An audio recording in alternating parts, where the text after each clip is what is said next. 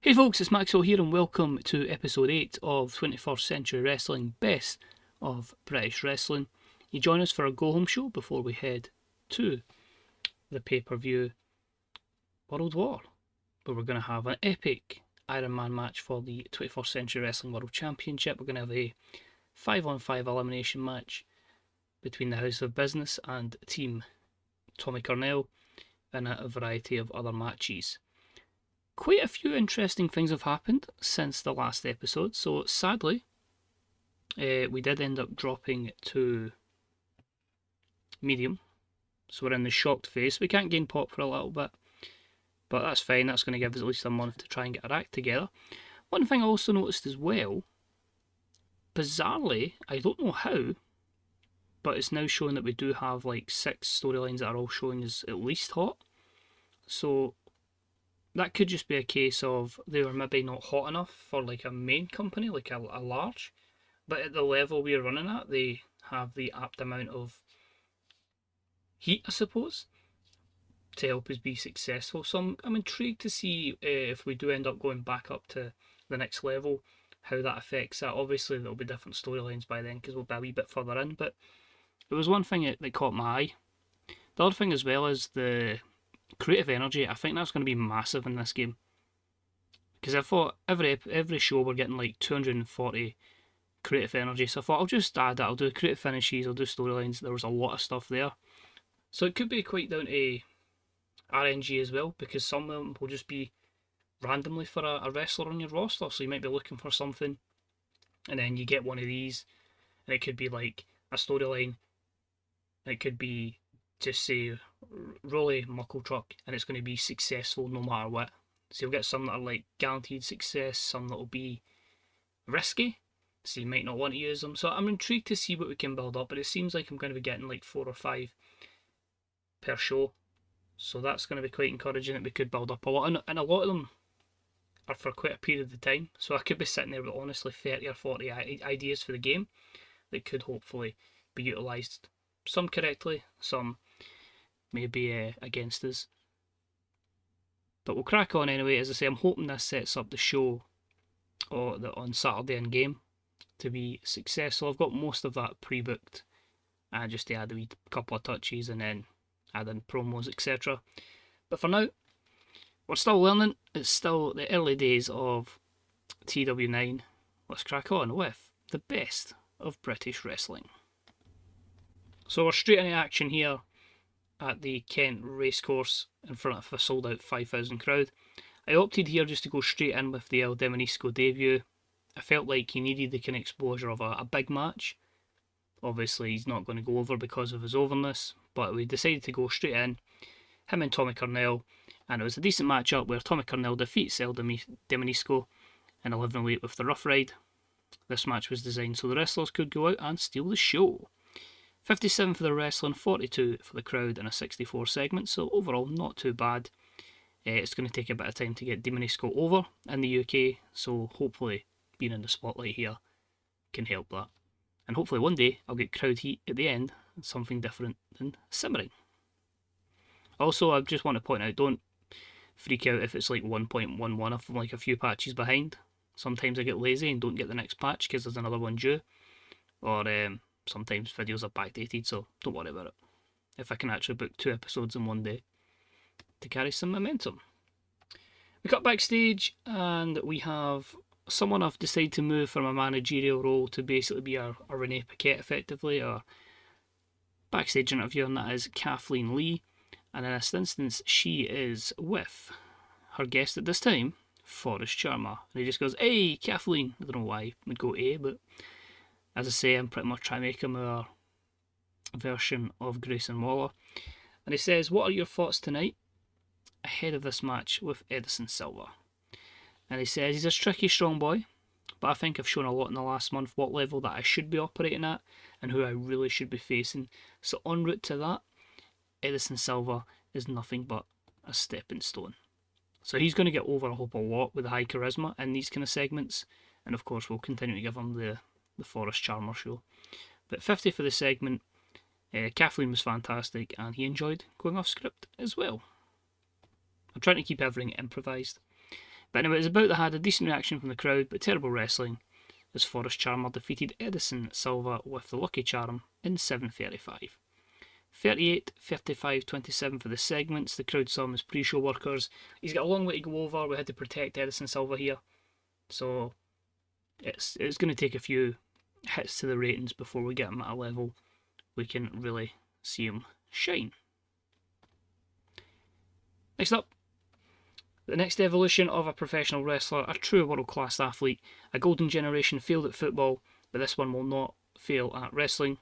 From Belgium, it's Conan Kruger. Or Kruger even. 49 for the segment rating. So, I was just reading up on him. It was obviously in the creative thing. It was like, this guy's like destroying people. But I find this interesting as well. He did not do well without a script, even with pre-taping allowing multiple takes. I'm pretty sure he doesn't say anything in this. It was a pre-taped, serious video done as an outside broadcast. So, oh well. We know I utilise him, but he has to have everything scripted. But he's someone the game has in the bio is going to be something special, so hopefully he can put all the pieces together. Anyway, a decent matchup. Conan Kruger defeated the Welsh Dragon in 7:24 with the Evolutionizer. 59, 49, 63 for the segment. You can see that the performance of 67 was pretty strong. Welsh Dragon even came in with a 52, but hopefully getting him some momentum. We seem to have a lot of very good up-and-coming heels, and that's a worry because we do need, obviously, a collection of baby faces to help feud with them. More heels as we join the faction of Jasmine Perlo, Chris Knightley and Michael Gregory. Drop dead gorgeous. Jasmine says, "Can you believe with those disgusting uggos? Absolutely flawless done to you boys." Michael Gregory says, "Our beautiful faces, my dashing good looks, how could they?" And Chris Knightley says, "It's an absolute travesty, and once we get our faces back looking in pristine condition, we'll be out for revenge." So Jasmine finishes it by saying, "So absolutely flawless, never mind your back, watch your faces, uggos."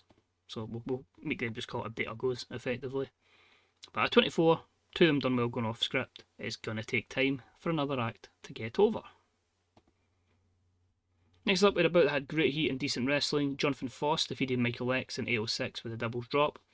So, while he's a good promos, he still has cool momentum, so I felt like a victory here could help Jonathan Foss. 50 for the rating for wrestling, 63 for the crowd, and a 53 overall. Sadly, these two didn't click, so that would have dropped it a few points, but some wins, some momentum for the Hellbound leader. We then cut backstage to the winner of our opening contest, Tommy Cornell, and he is alongside one of his teammates for this Saturday, Jack Bruce. Bruce says, "Great win, man. Great win tonight, man. That's going to put us in a great position for this weekend. But I got to ask, you're like a mentor for that Reese kid. Did you go and check on him after last week's match?" Cornell goes, "Oh, I forgot. I was too wrapped up in my match last week against Ernest, I completely forgot. I didn't realise the way he had left the building until it was too late." It's obviously stretchered out and taken away. Jack Bruce says, "Oh well, at least the kid should be alright. He knows what he's getting himself into. As for us, it's all about this Saturday." So, Tommy, what you doing? You're not doing too great there. Didn't do well without a script, but the segment itself was a 77 segment. Next up, with a decent matchup here. Roly Muckletruck defeated Evan Alpas in 8:17 with a powerbomb.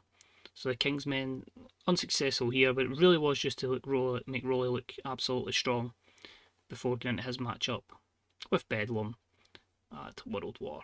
57 for the segment.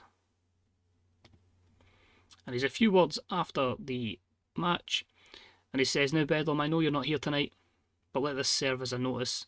I'm fully fit and I'm ready for Saturday, and I'm going to kick your arse and move up on the ladder in 21st century wrestling." So there'll be a few storylines that probably end at the pay-per-view to get into new feuds, and this should be one of them. So 76, Absolute Bedlam advances, and Rory worked the crowd well. Next up, our women's division that we continue to just give matches and see how they get on here. About had terrible wrestling and non-existent crowd heat. Felicia Luck defeated Maisie Laurels in 7:30 with a lucky strike. This was our storytelling match of the day.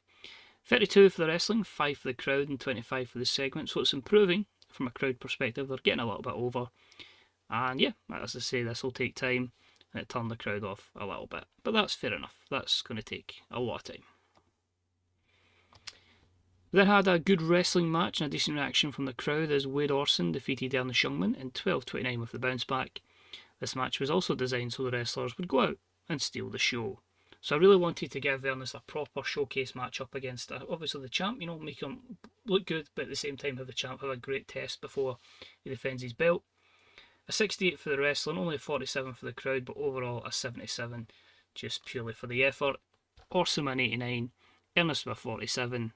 So that's pleasing to see that Orson versus Burton could be mega. And that will main event. Wade Orson gets the mic, he just says, a tough challenger tonight and one who will be a player here in 21st century wrestling in the future. A perfect warm up for this Saturday. Lee Burton, we go to war for the third time for the richest prize in our sport. 30 minutes, you and I will tango, and it's going to be a 30-minute lesson in technical wrestling for you. So 85, our strongest promo, so if the main event clicks, we should be solid here. We shouldn't lose pop. We can't gain it, but we shouldn't lose it. The segment advanced, gained heat, and Wade worked well without a script. And the main event was a 6-man tag, and it was about that had some great heat and good wrestling as Jack Bruce, alongside the Northern Lights, defeated the House of Business, in this instance Cornell, Beskov and Illiakov, in 12:32 when Jack Bruce pinned Illiakov with a New York Minute. In terms of in-ring stuff, Edward Cornell was head and shoulders above the rest with an 82, so a lot have got a way to go. Jack was off his game as well, and the segment itself got a 74 overall, so the babyfaces stand tall there. And we end the show with Bruce and the Northern Lights at the top of the Ram. They're joined by Tommy Carmel and Adam Matravers as all 5 of them raise their hands in celebration and in unity ahead of the 5-on-5 match. So it'll be Carmel, Matravers, Vicious, Bruce and Jordan taking on the House of Business. So 68, segment lost a little bit of heat there. Cornell improvised well. Will we actually have a decent show here? Finally! I think it is the drop to medium has probably been a lot more kind to our storylines, which has ensured that we haven't lost pop. If I was still at the same TV deal that I was at previously without changing the time slot, we probably would have been getting moaned at by the broadcaster, but that's only a 69. We need to get a 75, by far our strongest show, because we haven't had the penalties. We had the storyline linked to the main event. Let's try and continue this. Maybe the drop to the lower category will give us less money. It might give us a chance to build new stars, and then hopefully short-term pain for long-term gain. I've seen a few people have said that AI have had them in like mass debt within like 18 months. I'd like to imagine we won't hemorrhage $8 million in the space of 18 months, but that's a long time away, and we'll see if it ever gets to that stage. But I'd like to think we'll have a solid understanding of the game before we get to that point. So there's a few matches I say that are booked. We'll add in a few just to fill out the card, but I'm really looking forward to it, and I'm hoping it can deliver in the next video, which of course the pay-per-view World War. So thanks very much for watching. Hope you enjoyed it. A wee thumbs up, deeply appreciated. Let me know how you get on with the C-verse, if there's anyone I should be looking to identify and bring into the company. And take it easy. Check out the Fantasy Booker subreddit, the Grey Dog Software forums, and of course twdb.net. I hope that is the URL, and I've not butchered that for the past like God knows how many episodes. But take it easy, and I'll see you soon. Bye bye.